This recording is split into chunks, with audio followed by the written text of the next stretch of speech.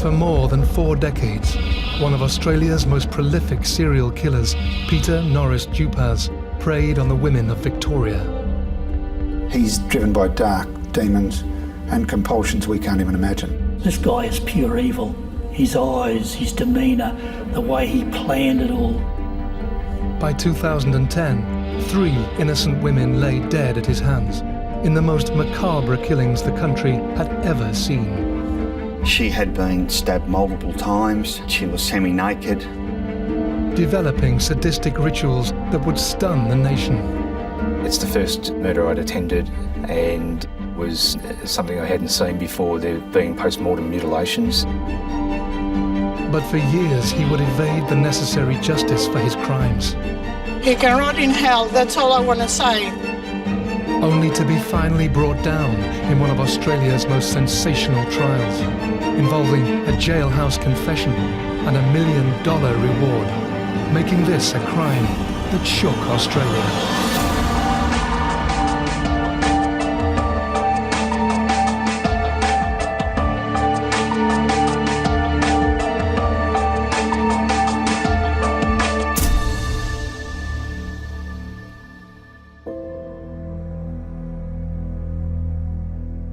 Peter Dupas began his reign of terror over 40 years ago, when he was still just a boy.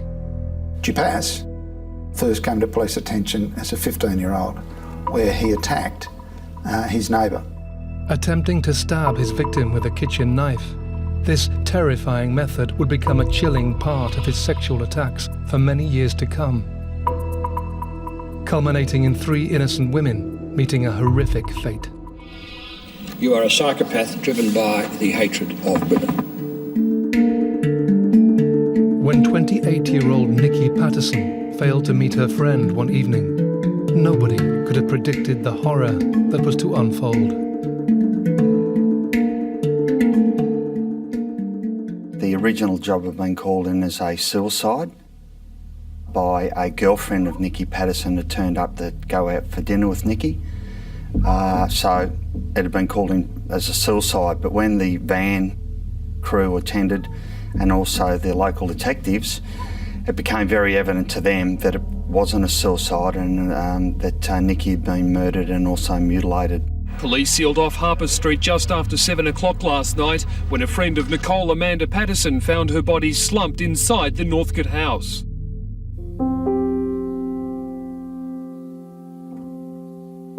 A trained psychotherapist and counsellor, Nikki Patterson lived in Northcote, Melbourne. There's a lot of aspects of Nikki. I guess firstly she was a rogue. She was a bit of a rascal growing up, and she just loved life and loved people. Nikki was at I think, the perfect point in her life. She discovered what she wanted to do and who she was.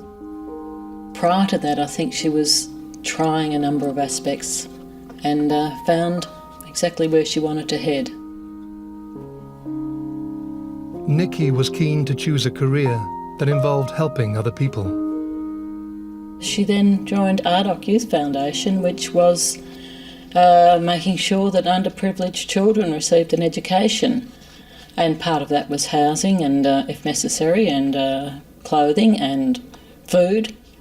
She wanted to utilise her psychotherapy qualification and start helping people with counselling. So she cut down to a 7-day fortnight. Nikki took the decision to set up her own business with a view to building her clients. As a first step, she placed an advert in a local newspaper. We'll speak to the family. We started to get the picture together, in fact, that she had just started a career as a psychotherapist, and that would appear to be the first day. Confronted with a scene of carnage in Nikki's home, officers began their investigations into what could have happened and were quickly given telling clues. When we started to do the door knocks in the area, it became quite evident that something had occurred that morning. There are a number of witnesses indicated that they'd heard arguments, loud arguments and screaming of a female, but thought it was just a domestic dispute. They sort of gave us a bit of a timeline in relation to what we thought might have occurred. That sort of started our point of reference, and then from there we started to piece everything together. The murder scene was to hold vital clues for Jeff Mah and his team. She had been stabbed multiple times. She was semi-naked. She'd been mutilated. And it was obvious to us that there was a sense of some sort of formal meeting of someone because of the tray and the coffee and the plunger and the jug of milk. And the room at the front of the house was set up like a consulting room or some sort of professional room. Having established her new business from home, it looked like Nikki was preparing for a client when tragedy struck. We determined we thought that it was in fact probably a client of hers, and that was indication by the relatives. We looked at all the evidence at the time in the house, and we were drawn towards a diary, and in that diary was the word Malcolm and a mobile or a cell phone number. This diary entry and telephone number were now a major part of the investigation. Who was Malcolm, and what connection did he have to Nikki Patterson? It was actually owned by an Indian student. He was alibied, and in fact he couldn't give us and help us anymore. So we made some inquiries in relation to the phone numbers that had been ringing Nikki Patterson's house, and we were able to show that in fact another phone number had rung the house, and that phone number was of Peter Dupas. Peter Dupas was a 46-year-old local man who lived in Pascoe Vale. Checks were quickly made to discover if he had any previous dealings with police. We did a profile on Peter Dupas, and we discovered that in fact that he was a serial violent predator against women. The telephone number at Dupas's address had called Nikki's home 15 times over 40 days. Officers wasted no time in tracking him down for questioning. We decided that we had enough to arrest him. We grabbed him and he was interviewed, and we noticed that on his face was a scratch, and the scratch seemed to us that it looked like it possibly come from a human nail or striking of a nail down a face. Nikki had met a violent and horrific death. The scratch may have looked suspicious, but the detectives needed more. We asked him whether he knows Nikki Patterson, whether he in fact had ever been to Harper Street in Northcote, had he ever contacted Nikki Patterson, and there was a negative response to all those questions. He appeared calm. He appeared sort of, I'll describe him as a bit of a Poindexter, a bit of a blancmange, a bit of a beige sort of person that seemed to be emotionless. With little cooperation from Dupas, Jeff and his team rushed to search his home and were confronted with startling evidence. As we walked into the yard, we saw that the garden hose of the house had been repaired with yellow electrical tape. Now, the relevance of that was because there was small amounts of yellow electrical tape found at the scene in and upon Nikki Patterson's body. So it was very relevant to us. In the rubbish bin at Peter Dupas's home address, when we executed the search warrant, there was a small piece of paper that had been torn up and found at the bottom of his bin, and putting it back together, it actually had Nikki's details and the appointment time and location on the bit of paper. And it had the word Malcolm written on it, and that was the word and the name of the person that was next to that mobile phone number in her diary for that Monday morning at about 9 o'clock. Down the bottom of the bin was also a pair of shoes which had blood on the shoes. We found a kit, we'd call it, with a balaclava and some gloves and some condoms. And then further to that, we also then found a jacket, what you describe as a trucker's jacket, and it had what appeared to us to be blood on the jacket. We further found a newspaper under the sink that had a cut through the face of Nikki Patterson, which was a headline that she'd been brutally murdered. Within just 3 days of Nikki's violent death, Victoria Police arrested and charged Dupas with her murder. He gave an alibi at the time that he just sort of filled the vehicle up, he pottered around, did a few odd jobs, and his girlfriend was away at the time and he didn't attend work that day, so he really didn't have an alibi. Whatever alibi Dupas was to provide, the scientific evidence was to prove overwhelming. The jacket was important because on the jacket there was a DNA profile of not only Nikki Patterson on the jacket, but also of Peter Dupas, and a combination. We discovered afterward as well, when we collected all the CCTV in the area, that in fact that morning, before he murdered Nikki Patterson, he filled his motor vehicle up with fuel at a local service station, and on the CCTV you see him paying for the fuel in that green jacket. The evidence against this vicious predator was now compelling. After a trial lasting 4 weeks, the verdict came through. Peter was sentenced to life imprisonment without parole, which was a great relief to the police and the family who were there every day throughout the trial and remained very strong. I suppose I felt relief when they caught him. I think I was too shocked to feel anger. I was sort of more saying, he's stolen her, he's a thief, he's stolen my daughter. My family's not whole anymore. They have got the right person, and I wasn't ever in doubt that they didn't have. Or they just have him off the street, and that he would be punished for the rest of his life. Peter Dupas was behind bars, but the tragic murder of Nikki Patterson was just the beginning of an insight into this killer's reign of terror. What was to follow would stun the nation. Dupas, to us, was a violent sexual predator against women. It was quite obvious to us that Nikki Patterson's murder wasn't his first.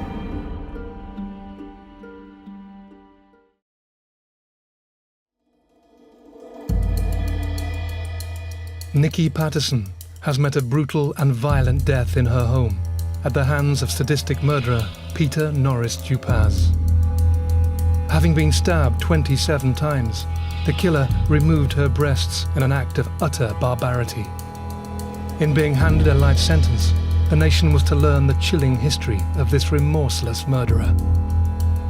When we started to probe around in relation to who he was, there was a substantial police file on him. This police file dated right the way back to the early 1970s, almost 30 years before Nikki's death. I was at Nunawading CIB and we got a call to attend a place in Mitcham where there was a complaint of a woman who'd been raped. She was at home when I knocked at the door, and she answered to see this person who said his car had broken down, and perhaps if he could have the end of a screwdriver that he might be able to fix it. She went off to get the screwdriver, and he came in and grabbed her around the neck. Just days later, the attacker struck again, nearby. This particular one, he'd gone to the front door and used exactly the same scenario. That my car's broken down, the bonnet was up again, could I have a screwdriver? The woman there was perhaps a little bit more suspicious. She said to him, well, my husband's coming home shortly, perhaps if you wait he can help you fix the car. And with that, of course, he said, don't worry about it, it'll be right, sort of thing. And he left immediately, over to his car, closed the bonnet, drove off. She got the car number. With a pattern emerging, a description of a man and a car to go off, Ian Armstrong closed in on a suspect, 21-year-old Peter Dupas. He had his hands clenched together and he'd sort of be looking down as though trembling, and I thought, this guy's going to crack, you know. He looked as though he was just about on the verge of saying, okay, you got me, sort of thing. And then he'd just sort of look up and, no, I don't know what you're saying. Not me, I wasn't there. It was as though his whole persona changed, and which was quite strange. I'd never come across a person like this. I thought to myself, this guy's different. He's very much different to anybody I'd encountered. Despite Dupas's denial, his victim successfully identified him in a lineup. A turning point that would see Dupas put behind bars for the first time. He ended up being convicted of the offence and being sentenced to 9 years imprisonment. I said that the cold calculating way he went about it, the eyes, everything, it all rolled into onto me saying this guy is evil, and in my opinion has the ability, especially where females are concerned, to go all the way and to kill. A chilling warning from a detective decades before that was to sadly come true. A young Peter Dupas first went to prison in 1974, 25 years before the murder of Nikki Patterson. On his release, he committed 4 attacks on separate women over 10 days in 1979, 3 further assaults in 1980, another rape just 4 days after release in 1985, and the false imprisonment of a woman in 1994. What we're able to establish by looking into his criminal history is he was a man who was a repeat offender, showed no remorse, and I suspect couldn't even help himself. Shockingly, despite a lifetime behind bars for killing Nikki Patterson, Australia would be plagued by Dupas's heinous crimes for years to come, as more information started to come to light. We started to investigate previous murders that maybe he fitted the bill with, and that's why a task force was formed. Paul Scarlett went to the task force and they investigated the murder of Margaret Mah. Margaret Mah had been murdered in 1997 and her case remained unsolved.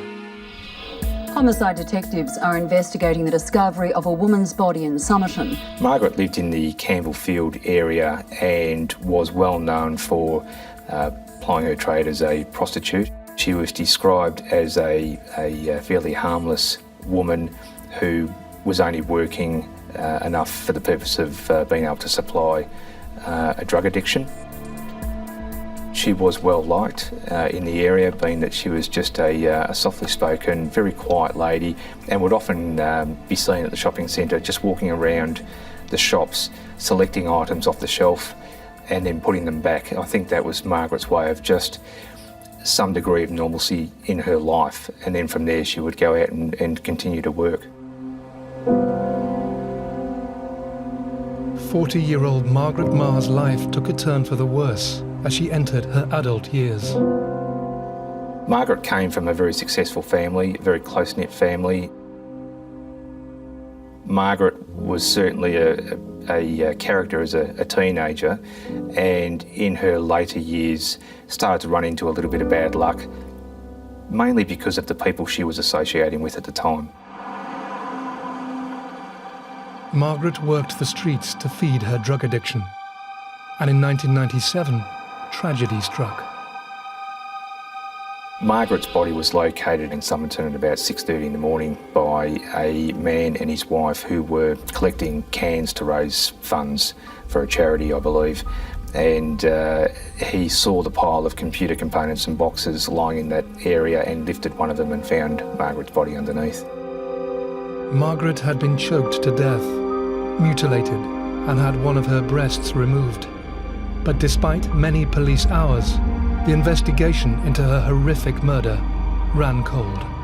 There was no new information coming forward, and the difficulty was because of Margaret's past behaviour and her lifestyle. She was a prostitute, she was a drug user, her health was not good, she had some issues health-wise. So the investigators initially couldn't take it anywhere, and the investigation was filed. But more than 7 years on from her murder, officers would uncover a terrifying link to Nikki Patterson that would blow the case wide open again. There were only 2 murders recorded in Australia in the last 10 years where breasts had been removed post-mortem, and that was Nikki Patterson, which Peter had already been convicted for, and Margaret Mah.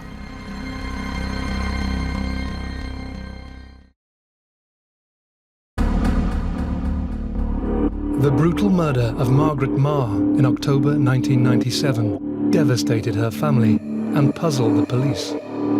With few witnesses and little to go off at the scene, the trail for the killer ran cold.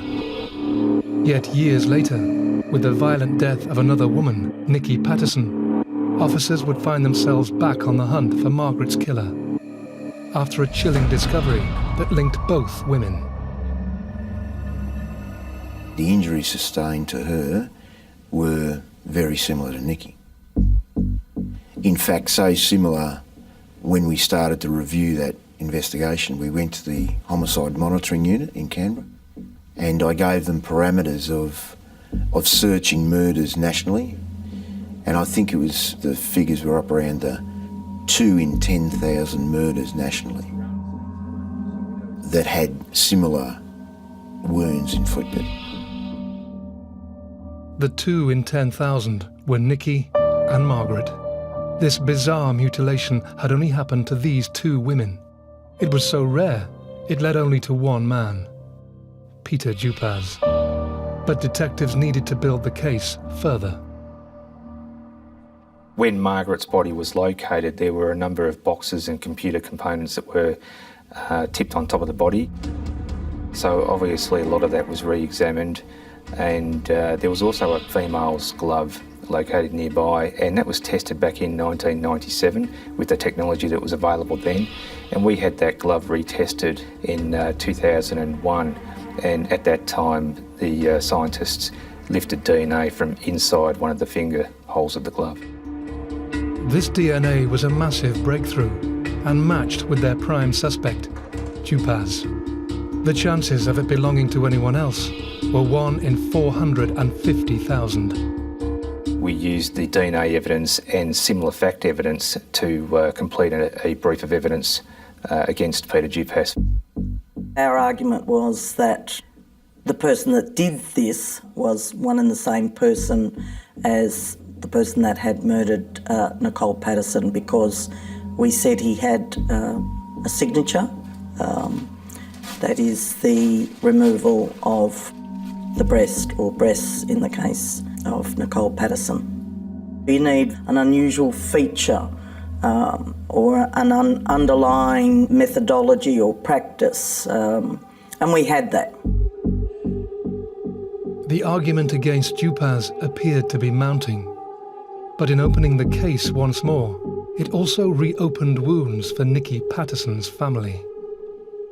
We had to suspend Margaret's trial and effectively reopen Nicole's murder trial and prove that murder to this jury.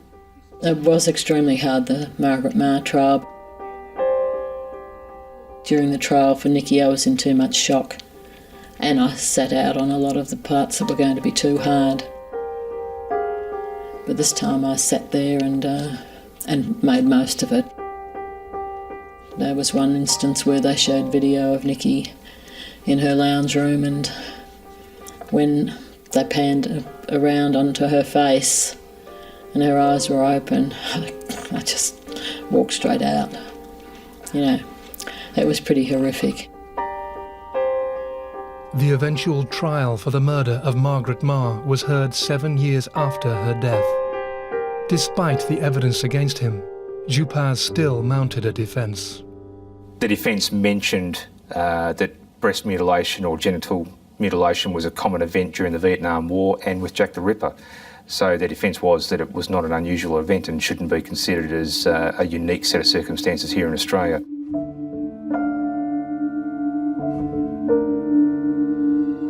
After a highly charged trial lasting 3 weeks, the verdict came through. Peter Dupas was again sentenced to life imprisonment without parole for the murder of Margaret Mah. We felt relieved for the family. Dupas was now known as one of Australia's most barbaric killers. His depravity held no bounds, taking one of Nikki's body parts after his chilling attack and leaving Margaret with her breast forced into her mouth. With his crimes recorded from the age of just 15, his macabre attacks had escalated over the years, culminating in 2 horrific murders. With such a history, could there be more victims? Well, it was All Saints' Day, and Massina had gone out in her boyfriend's car to the cemetery to tend to her grandmother's grave. Massina Halvagas was a 25-year-old bank worker who lived in Mentone with her parents. Massina was a lovely young girl who lived a very, I'd say, modest life, very respectful young girl. On the afternoon of Saturday, the 1st of November, Massina took the decision to go to Fawkner Cemetery, a vast graveyard in the suburbs of Melbourne. Having bought flowers nearby, she made her way to the Greek Orthodox section. A slightly built, fragile woman tending her grandmother's grave and, doing the right thing, doing the family responsibility and doing the right and the moral thing. As Massina knelt down to tend to her grandmother's grave, the unthinkable happened. She was attacked viciously and repeatedly near the grave, murdered, dragged up into an area between 2 graves and left there. Massina had been reported missing by her boyfriend and her father, and eventually the trail led back to the cemetery where the vehicle's located, the boyfriend's vehicle was located, and the scene was discovered. When she failed to return in her fiancé's car, he and his father went to investigate and found the vehicle still parked at the cemetery. Massina sustained a brutal and frenzied attack, suffering more than 80 stab wounds throughout her body. With such a violent and what appeared to be senseless attack, news quickly spread throughout the community as police tried to catch her murderer. So far, there are no clues to the motive for the killing. And we're not discounting the fact that it was a random attack. There was huge media interest because of the circumstances and the style of murder. We had to track whether or not there was anything in the background of Massina that could take us down a path of issues specifically relating to her, and that wasn't the case. Before long, information started to flood in. On the days leading up to the murder, we had a number of women that made statements in relation to being approached by a person, and it showed that he was in the cemetery and stalking these women. I was lucky that they weren't victims of the particular crime that unfortunately fell upon Massina. During that first period at the crime scene, a lady came forward and provided a face-fit identification diagram. We had it, but it didn't take us any further. The lady, Mrs. Berman, mentioned a man she had spoken to in the cemetery on the same day as the murder. Acting strangely, she made a note of what he looked like and what he wore, but officers needed more. Over the coming months, Victoria Police would gather over 1,000 statements and interview anybody who might help with their investigation. But this was all to be to no avail. Our investigations kept going on that, but we weren't having any breakthrough. This frustration, coupled with no forensic evidence for Greg and his team to go off, meant they were no closer to finding out who had attacked Massina and why.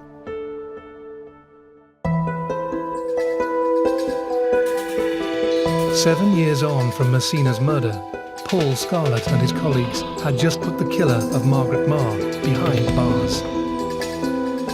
We then commenced looking into Massina's case, try and open up other avenues of inquiry which hadn't yet been explored or properly developed.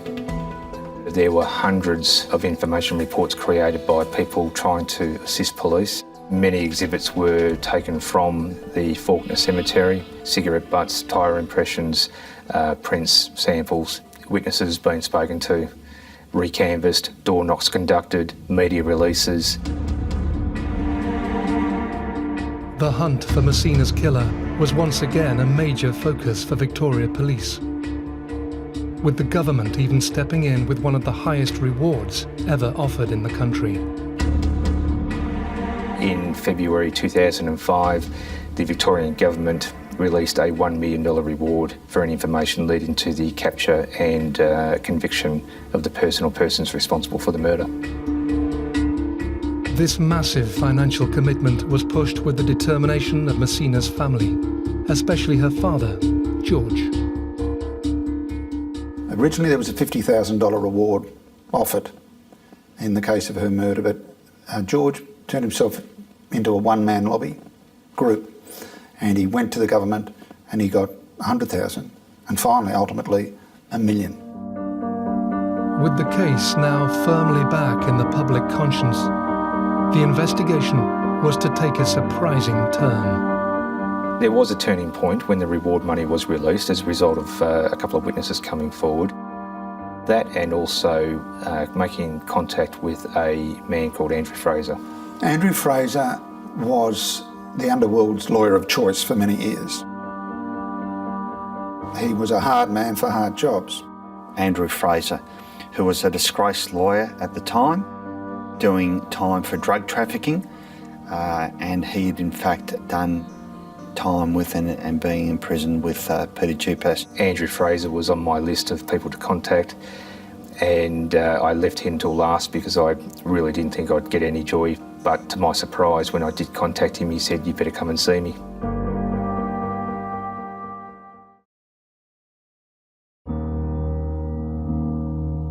One of Australia's most dangerous men, Peter Dupas, is serving 2 life sentences for the murder and mutilation of Nikki Patterson and Margaret Mah. But other questions still remain unanswered. After 7 years, the investigation into the horrific murder of Massina Halvagas had stalled, until a new lead came from somewhere they could never have expected. Andrew Fraser was one of Australia's top criminal defence lawyers, but convicted of smuggling cocaine, found himself face to face with Dupas in prison. Andrew Fraser was sentenced to 6 years imprisonment, and that's where Peter Dupas was being housed at that time.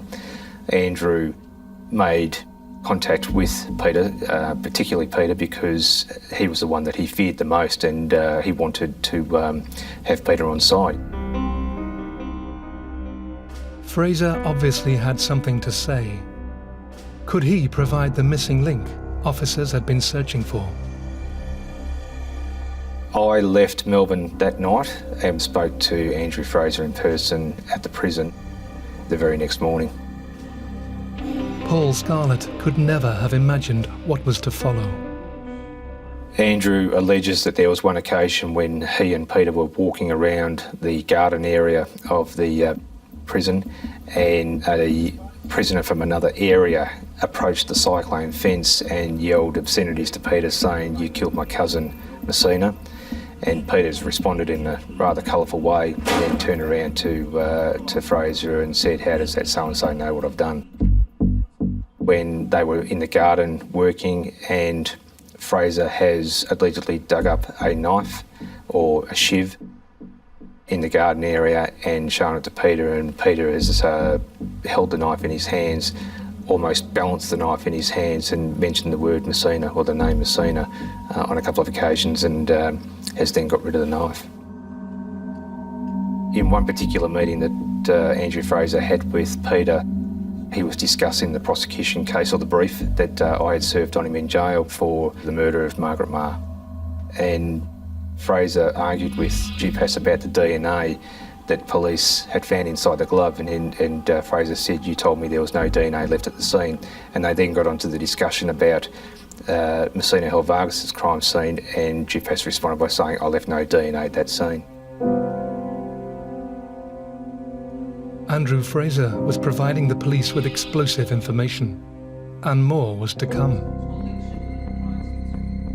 Fraser spent a significant time with Peter in his cell talking about general matters, and on one occasion when they were watching television, George Halvagas was making a public plea for Dupas to talk to police, and on this occasion Dupas clamped both of his hands together and started staring into space, rocking backwards and forwards, and Fraser asked him what was wrong, and Dupas then turned off the television.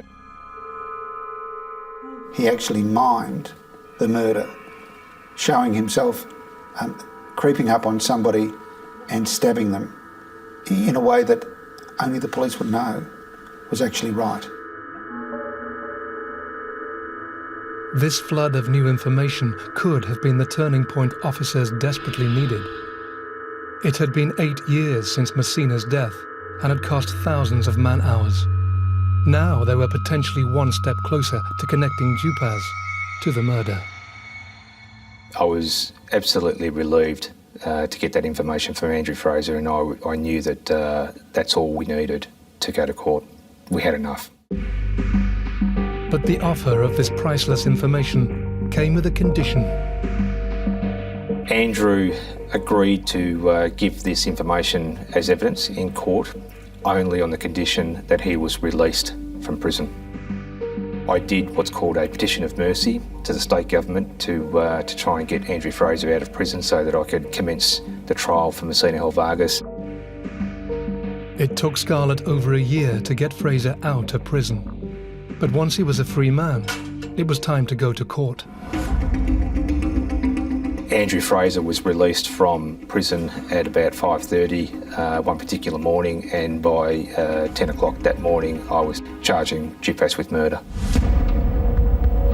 Can you tell me please your full name and address? Peter Dupas, Bowen Prison. Peter was surprised to see me, but just made a no comment interview and wouldn't cooperate. I put it to you that Massina was stabbed to death whilst tending to the Faulkner Cemetery in Melbourne. Do you know the incident that I'm talking about? Okay. Paul and I spoke to George Halvagas and the family about it, that we were in fact charging Dupas with the murder. It was a pretty good day for the Halvagas family and a pretty good day for us.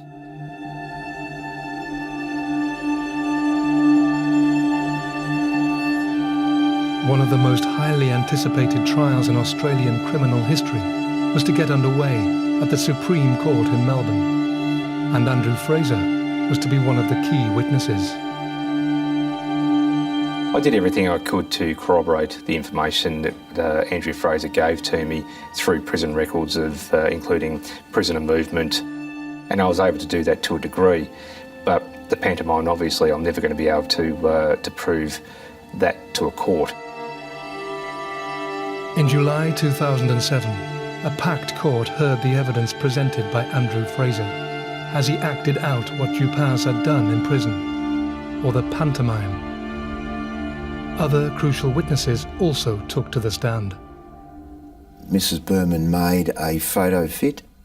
We were challenged that it was made up, but bearing in mind that Mrs. Berman made that face identification in early 1998, and we didn't get those photos of Peter Dupas into our possession until April 1999. So there's absolutely no way that the allegations put to us could have ever occurred. Another vital part of the jigsaw was now available. Dupas's jacket, found with Nikki's blood on, matched a description Mrs. Berman had given in the cemetery years before, strongly suggesting he wore it during both murders. The defence for Dupas questioned the evidence, even arguing that Massina's fiancé could have harmed her. All the while, the killer, now in court for a third murder, sat giving nothing away. Dupas always has the same attitude in court. He will just sit there silent, staring straight ahead. Occasionally he will glare at somebody. After a tense 22-day trial, the verdict was announced. He was convicted. He received life no minimum for the murder of Massina. It was just a great sense of relief for the Halvagas family and the Patterson family that were there every day with the Halvagases. Just a great sense of relief. I think just being there and for them knowing that I understand how they feel. Well, I don't think I ever will understand, because I had 3 days of not knowing. They had 10 years before it went to trial. Dupas had finally been handed the justice he had long deserved. But this victory was to be short-lived. Dupas appealed the conviction on the basis of reliability and credibility of witnesses that had identified Dupas from the front pages of the local newspapers, and also the defence raised the issue that they didn't believe Dupas could ever get a fair trial because of the media notoriety of his crimes and his history, criminal history. To many people's disbelief, the appeal was upheld. This devastating blow meant the guilty verdict for Massina's murder was quashed. Just devastated, that's it. A decision that shocked the nation. A retrial was ordered, meaning police, family and witnesses had to endure the legal process once more.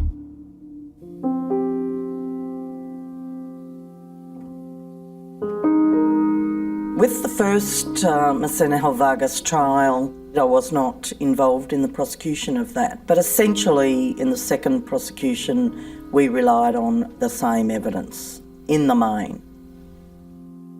The witnesses once again took to the stand, along with Andrew Fraser, who recounted what Dupas had done in prison.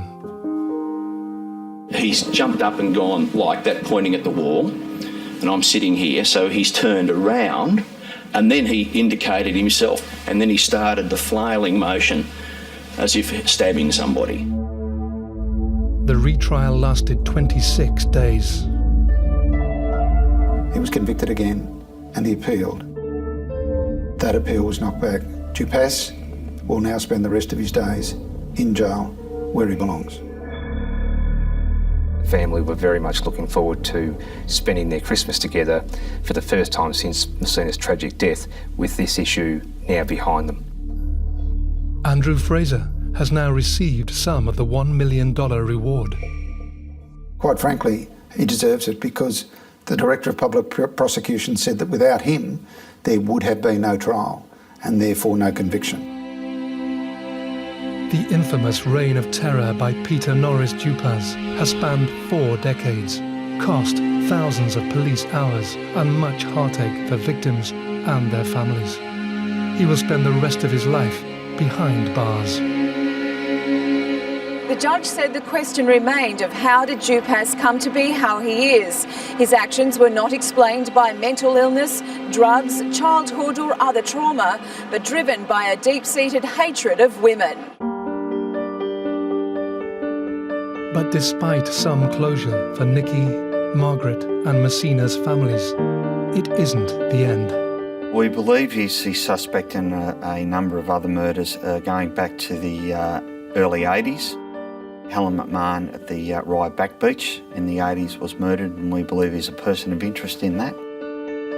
The Kathleen Downs murder at a nursing home at Brunswick, and also the murder of Renita Brunton, who was killed in a clothing store in Sunbury. Peter Dupas is the criminal who won't go away. I've seen a lot of homicides and charged a lot of offenders, but can I tell you that Dupas is a very, very evil person. I'm no expert on the conscience of Peter Dupas, but I suspect he hasn't got one. Will he ever confess? I suspect not. You can't even get any sense of what's going on in his head. The corners of evil in his mind are just beyond comprehension. He's driven by things he doesn't even understand. So he's in jail to punish him? Not really. It won't stop him. It's to protect us.